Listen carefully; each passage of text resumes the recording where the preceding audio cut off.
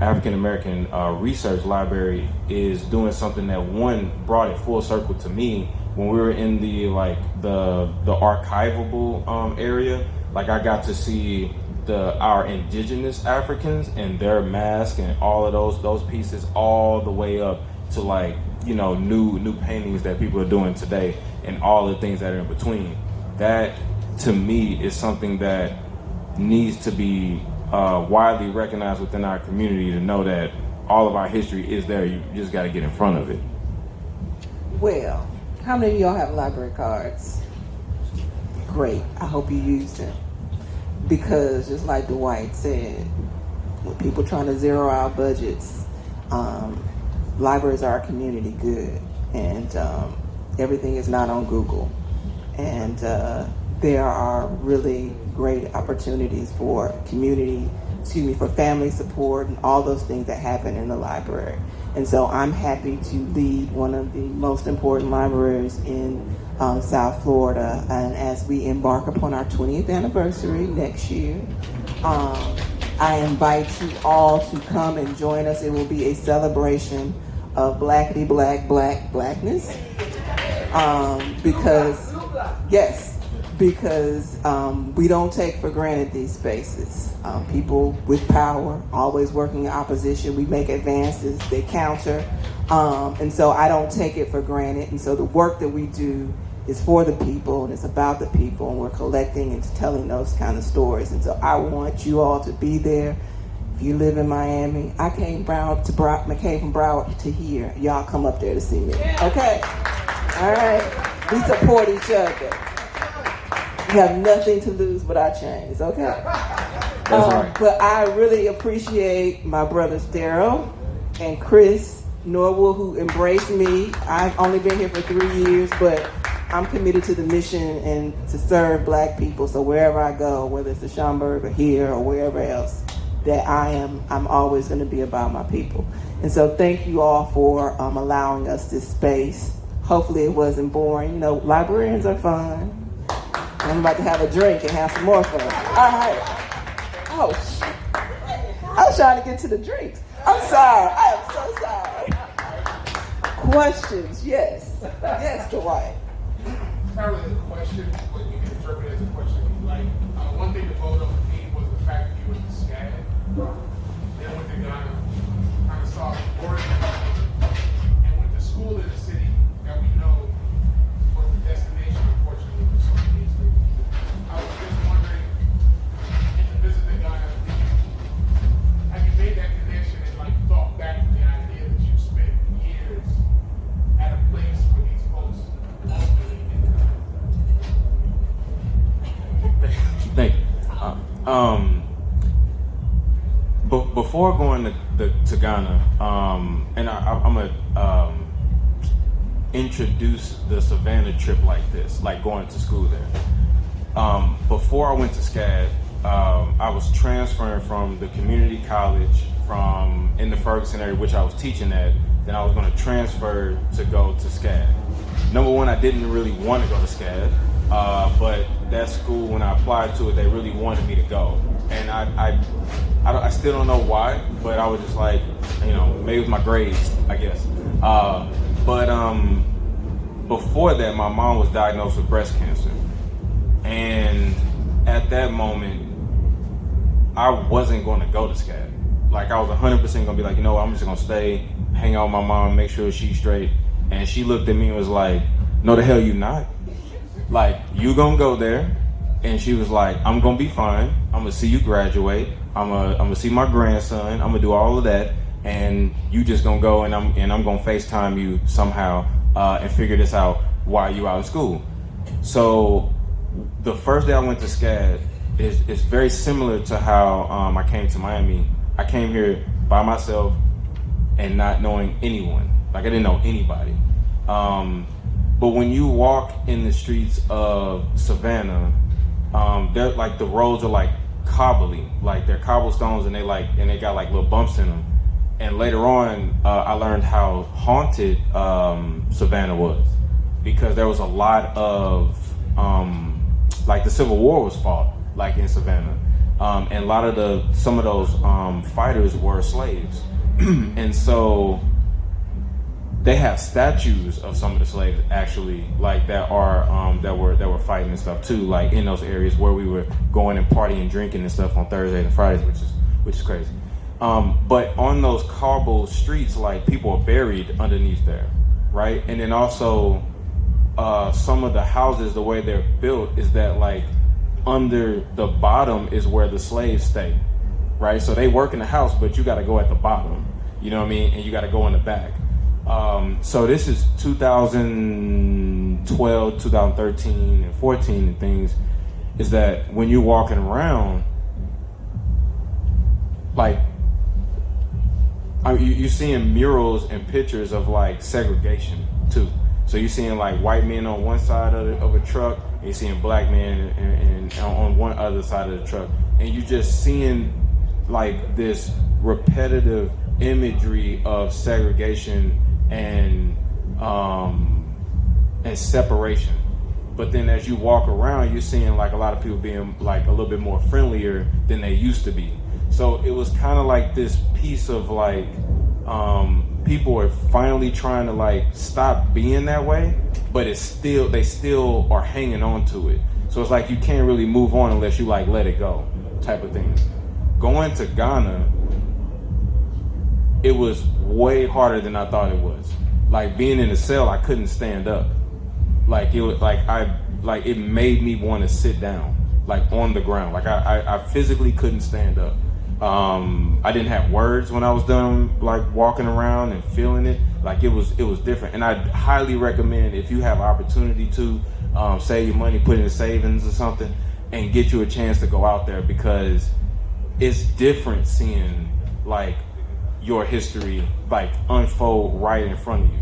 Like it's so much different than like reading those 2 pages in your history book that's stuck together, you know. So in Ghana, like when you start seeing your brothers and sisters that look like you, and they're like eager to learn from you, and then also having like an older person come to you and be like, I'm really sorry for my brothers selling your brothers into like slavery, you know. So like those are things like that I didn't know anything about. Like I didn't know anything about like what our people were like before slavery, you know what I mean? So like again, like when you think about history in America, like Black American history, it goes straight to slavery, you know what I mean? Like they saying like our history starts there, and it doesn't, you know. And so those parallels going back and forth, and then coming back from Ghana, going straight to New York, where you got all these people and lights and people taking selfies and stuff, like you start to ask yourself, well, what really matters?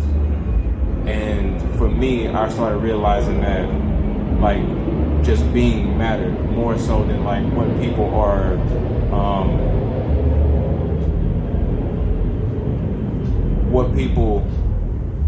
are claiming to be valuable, and what other people are claiming you as valuable for, like on like in their own interpretation of you. So like it was that is what I came back with. I have a question. Yes, sir.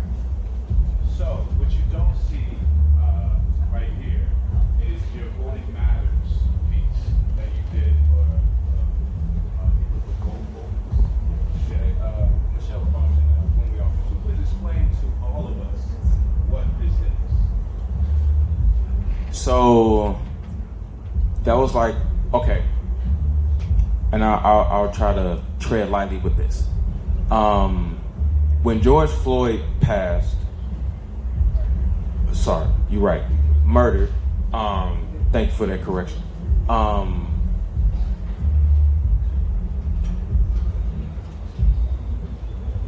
A lot of companies came to Black artists to like help them get out of like this rut of like, how do I help? Like what can I do? Like, you know, like work with some Black artists, stuff like that. And Goldman Global definitely did like really great things, and I really appreciate this. And this was one of those projects where they were like looking on themselves to be like, what can we do in the community, and how can we do more for the people around, and also like what is the next steps that we can do. And so they partnered with When We All Vote with Michelle Obama, and they basically picked 13 artists that were all from the community, and then to create a digital mural that will be placed on all of the arenas across the country. And so she leaned on me and was like, I want you to do your story. That's one thing Jessica was like, do your thing. Whatever that is, you tell that story. So I decided to create a piece that featured my little cousin, that he represented the future, and then he's standing on top of all of everybody else that was a part of the movement. Of course, like Dr. Martin Luther King and Coretta Scott King, and then you have the I Am a Man march, and you also have the women's march as well for voting, which a lot of people still are trying to understand. And I'm going to tell you now that with women's voting rights, that comes with like black men getting their rights as like a human. So they're using that as a way to be like, okay, this is the catalyst for us to like get our rights as well. So I wanted to depict that story and put that in that piece. Yes. What year did you graduate, Scott? I graduated in 2015. Wow, okay. Second question, could you tell us your Instagram? My Instagram is Got the Mojo. Okay, GOTTHEMOJO.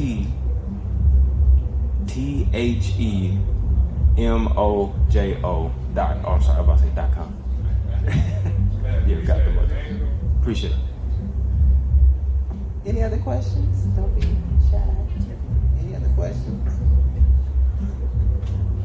I know I did say something about drinks, but if you have questions, you can ask questions. Shout out to Duke and Dame, because that is really good. Yes, black owned, right?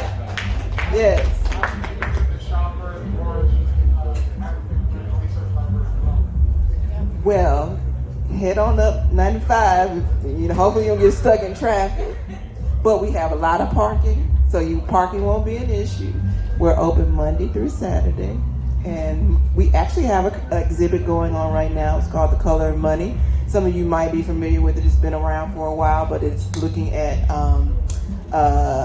artists saw within Confederate currency images of black people in terms of cotton fields and tobacco fields, and he actually reinterpreted that really to tease out that history and shine a spotlight in terms of the foundation of our nation's wealth being on the backs of black people. So that will be open until January 8th. So come see us at the African American Research Library and Cultural Center in Broward. Go girl. What was the question? Schomburg. How you see the Schomburg? Or how you see the collection? We have 3 galleries open to the public, and our collections are also by appointment only to access anything you want to see, as opposed to the African American Research Center. We are a research library strictly, so if you were doing research on Romeo Bearden, say, and you went to you got the books, then you could go to our photographs and prints division and see what he looks like. You could call me and ask me to see the work, and I'll actually take out the actual work. You're not going to see a copy, you'll see the actual work. We have artwork throughout the buildings. Langston Hughes is buried at the Schomburg Center as well. So it's alive. It's not a dead collection like a museum's collection. And one so of the other things that's important about library art collections that is different from museums. Museums mount shows, and when those images, those pictures go away, you won't get to see them again. Because we are public research libraries, you go see Tammi and you say, I want to see that Romeo Bearden, she's going to pull it for you. So you don't have to wait for it to be mounted with an exhibition. And you don't have to be credentialed. You don't have to be an art historian. You don't have to be an artist. You could be a bus driver. You could be Shamika from down the street. If you want to see a $2 million Romeo Bearden, I take it out for you. That's access. Mm-hmm. Okay, last and final question, because I know you. Thank you. Thank you. Thank you all for your presentation. I want to draw the attention to the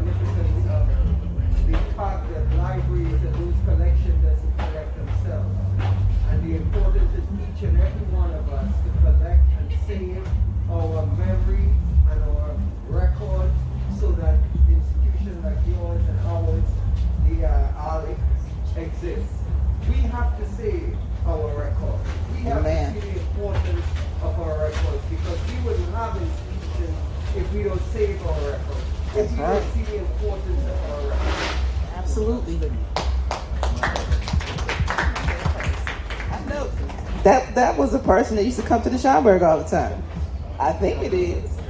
Okay, I thought I knew you. Thank y'all so very much for your attention, and let's have a party. And art.